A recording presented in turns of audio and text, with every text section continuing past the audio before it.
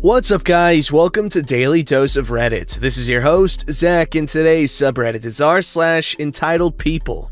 Alright, this story's called, "My entitled brother went against my mom's wishes to stay at home, and then he brought Brovid-19 into the house. Throwaway because some of my family uses Reddit, so my 15 non-binary, I'm assuming? Brother, who is 17, male, developed an entitled attitude and overall disrespect to authority, mostly towards the female gender. It started when he was about 11. Our parents, 55 male and 54 female, raised us, 5 kids, 19 female, 24 female, 26 female, 17 male, and 15 non-binary, to be kind to everybody and have love and respect for all humans. But along the way, my brother got in with the wrong crowd, a bunch of mean boys. Entitled brother started not doing chores when asked, playing loud music late at night, arguing ridiculous points that are comparable to men wanting an International Men's Day. Here are some highlights of his behavior. When lockdown started, our sister, Erica, the 24-year-old female, had to move back home from New York City, which caused entitled brother to have to give up the big bedroom that he initially got when Erica moved out. He said she shouldn't move back in because he wanted the room. It was either she moves in or she stays on the streets of New York City. When his friends stood on a coffee table that had our mom's new MacBook on it, he stepped on the computer and broke it. He passed the blame onto one of the sisters. He listened to some podcasts run by some comedians he liked and got some ideas from them. The main one being that he thinks that Black History Month should be abolished. That was the moment I lost all respect for him. I have plenty more highlights, but they are beside the point. What really infuriated me was what happened recently. During the beginning of the pandemic, we made sure to only get essentials delivered, and during the delivery, we wear masks and gloves while hauling the goods in, then sanitize, wash hands, etc. Entitled brother thought this was bubble boy behavior and said he wouldn't bother doing that when helping with grocery runs, as if he ever did help with them. Then after a while, he started pestering our parents to be able to go outside with his friends. Our parents were slowly worn down by his ramblings. He broke them over the months. They negotiated. They had lost their authority over him. It was not parents telling a kid what to do, it was a negotiation. For so long, our parents offered him more and more. Why don't you Zoom call them? How about we let you speak to them from the other side of the front garden then? Okay, how about the back garden? Fine, a walk, but only if you social distance and wear masks. Okay, fine, how about you stay 2 meters apart from them, please? Each damn time. Each goodness damn time. He says something that brings out a rage in me and my sisters that we will never know in anything else. This horrible little man says to his mother, begging for him to listen, he says, "That is not how I do things." He broke my mother's will. She has barely been the same. This strong, independent, kind, and good-willed woman was broken by this demon. She let him go for walks with his friends, but she no longer speaks to him. We try to support her, but she has not been the same. Every night, without fail, she makes him dinner at 8. He comes in at 11 to 12, and if anyone is awake, he will find them and try to start a beef fest about her for it. Turns out, he tested positive for Brovid at a walk-in. So did mom. She is in her 50s and a pernicious anemic. He doesn't see any wrongdoing. None of us will admit it to him, but we all now tell each other and ourselves the same thing. This man is not our brother, not our son, not somebody we want to know. Yikes. I don't know. It just seems like, he's like at an age where he wants to be rebellious, and anything, it seems like, I don't know for sure, but like, you know, it seems like anything that his parents tell him to do, it's just them trying to put limits on him as opposed to trying to look out for him and everyone else. And so I guess, you know, maybe to him, it's like when he's disobeying his parents, he's just, you know, challenging their authority and trying to be more independent, but not seeing, you know, any potential reasons why they might be preventing him from doing this. Obviously, he is aware of the pandemic. I don't know. This guy, oof. Hopefully he grows out of this kind of nonsense, but don't disown him outright. Come on. Everyone's getting sick of the pandemic, but I hope everyone ends up being okay.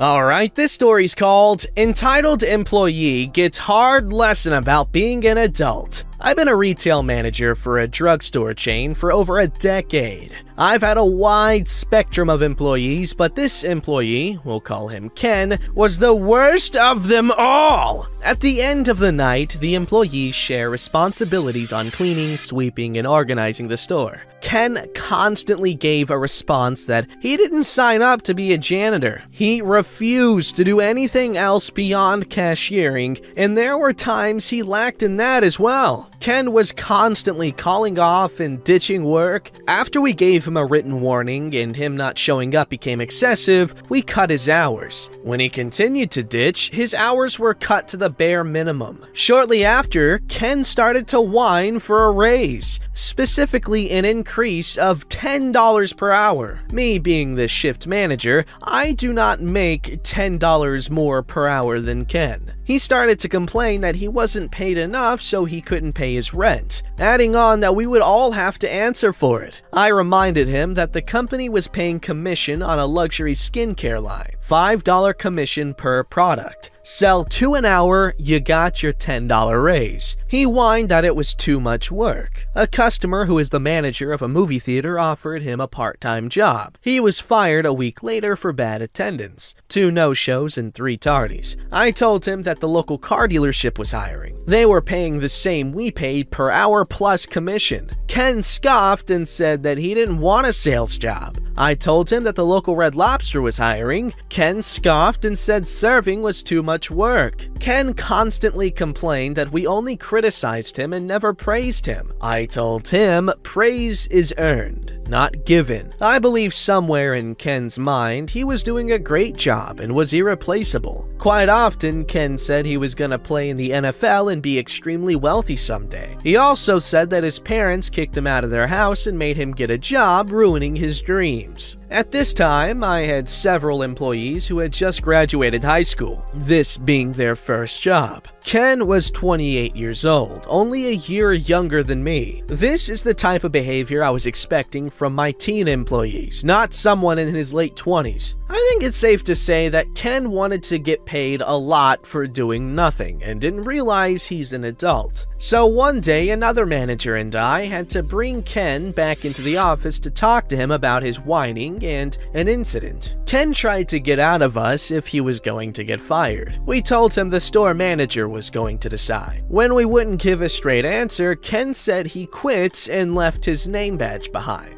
He continued walking out the door, scoffing, saying how this place sucks, he's out of here for good, and that we were going to be sorry. That manager and I both wrote affidavits saying what happened. I had all the other on-duty employees write affidavits describing what Ken said. Ken came back the next day to collect his paycheck. He left saying we would all pay for what we did to him, and that we'd all be sorry. I think in Ken's mind, he thought he was a star employee. A few weeks later, we get a notification that Ken had filed for unemployment. Thanks to all of our affidavits and some video footage, it was proof enough that Ken quit on his own accord, meaning no unemployment. Some of you might be asking why Ken had not been fired early on. Ken was black and kept screaming discrimination and racism at management. There was another black worker, great employee. HR had been notified of his claim. Under HR's advice to prevent discrimination lawsuits, document more bad acts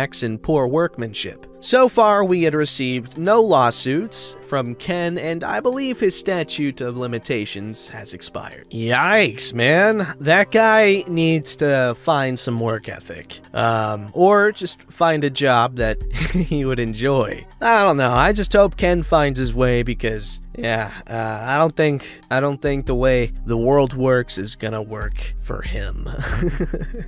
Alright, this story's called I Defeated a Karen with Witchcraft. I'm not even sure how to start this one, so I'll just tell you the cast of major characters. There's me, Sentry, a crow, and Karen, a pompous weirdo. This happened around a year ago, but I kept hesitating on whether or not it was worth being told, and then I had to think of a sufficiently clickbaity title. So, since moving into the apartment, I'd lost the ability to walk and needed a wheelchair, but my landlord wouldn't let me have a ramp. So since I didn't have any friends or family and disability services in Kansas I had to do something else for social interaction. I started throwing torn up pieces of stale bread and potato chip crumbs outside, which attracted a few types of bird. One time a hawk came by and ate one of the sparrows I was watching. But if you love nature, you have to love all of it, not just the passive grazing animals. So I didn't chase it off. The hawk made eye contact with me through the window and gave me a look like, "What you gonna do?" Later, some crows started coming by.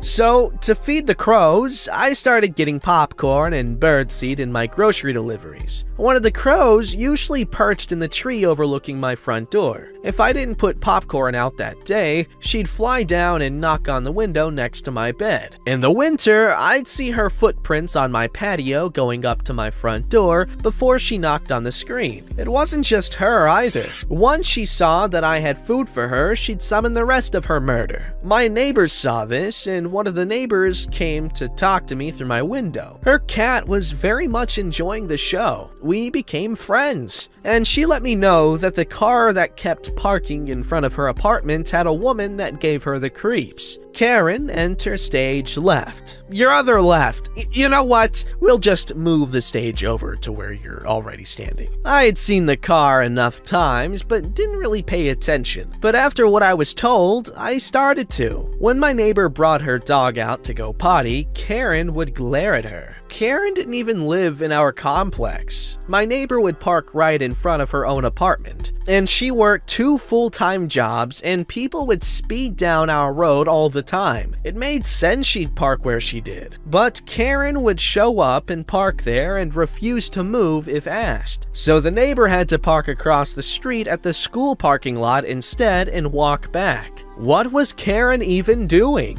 She showed up, parked outside the neighbor's yard, sat there smoking an entire pack of cigarettes, then drive away, glaring at anyone that was anywhere near her while she was around, even if it was their own home. I brought this up with the landlord, who said that the road our front door faced wasn't part of the complex, so they didn't care. The police said she wasn't doing anything illegal, so they didn't care. I thought it was creepy and stocky, and so did my neighbor, but I guess our opinions didn't count. Well, by this time, I had become pretty good friends with Sentry. I had a particularly bad fall one day. I fall down and hurt myself every day due to my lack of any kind of home help, but I'm used to it. One day it was worse than usual. I had to call the paramedics. Karen had since chosen slightly further back spots to park along our curb and was now choosing to not get out of the way for the ambulance that was trying to get me to the emergency room. When I got home, I decided that it was the last straw. If no human was going to help us against Karen, I knew who would.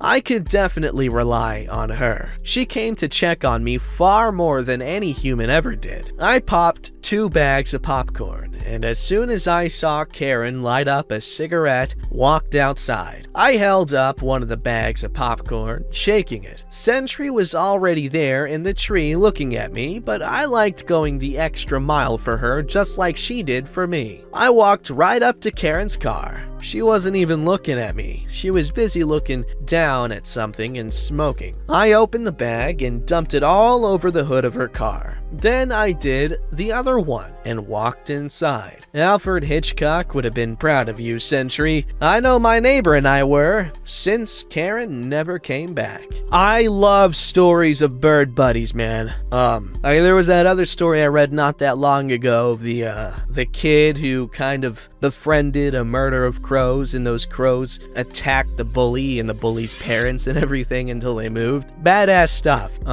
because they could just swoop in and, you know, come to your rescue whenever. And yeah, they're just cool. They're cool. And they're not like reptiles who don't have any sort of feelings of affection toward you. Birds can actually freaking love you, and that's great.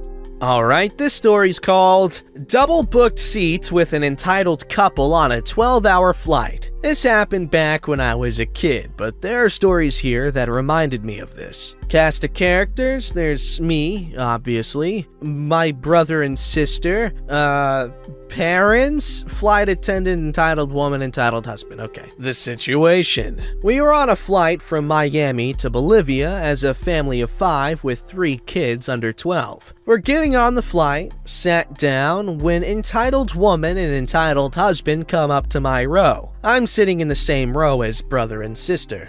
"Excuse us, you're in our seats." Me, brother, and sister have all been well versed in child travel by this time, so we pull out our individual boarding passes and show her. We're also assigned these seats. "No, you're wrong. Let me see those." We don't give them over. My dad comes over to see why strangers are talking to his children. "Excuse me, why are you talking to my kids?" "They're in our seats. Look." That's their assigned seat. They know how to read a boarding pass. By this time, we have attracted the attention of the flight attendant, who confirms that indeed, those seats had been double booked. Entitled woman and entitled husband are irate, demanding their assigned seats. Flight attendant leaves to go see what I can do for you. This whole time, entitled woman is making a big show of trying to store her bag in front of ours in the overhead bins and complaining loudly. Flight attendant returns and says, "Thank you so much for your patience. It was double booked, but it looks like we have enough seats in first class available for your party. If you could please follow me." Entitled woman and entitled husband relieved that finally someone will see reason. Entitled woman gathers her bag, and as entitled husband steps forward, flight attendant holds up her hand. "No, sir, not you. If you 3, looking at me, brother and sister, will please join us up in first class, we'll make sure that you're taken care of." Oh, shoot!